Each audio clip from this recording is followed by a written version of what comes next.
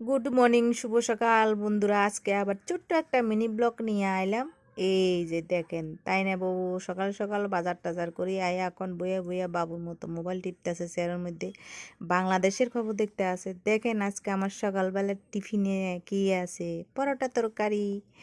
এই যে সকাল সকাল পরোটা তরকারি পাই তো আমার মনে একদম খুশি হয়ে গেছে গা। পরোটা তরকারি আনলো, মানে 4টা পরোটা আছে, এখানে তোরা সবজিও দিছে। তে 2টা রাখছি ছেলের লাগে, আমার 2টা খাইলাম আমি। আমার কাছে দারুণই লাগে খাইতে, কারণ শুকনা রুটি হোক আর পরোটা হোক আর পুরি হোক, সবজি দিয়া খাইতে মজাই লাগে। চা দিয়া খাইলে তো আরও ভালো লাগে, চার লগে তো আরও ভালো লাগে।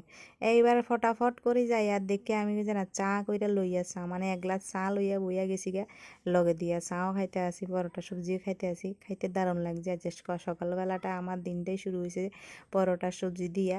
ঠিক আছে, কার কার খাইতে পরোটা সবজি এমন আমার মতো ভালো লাগে,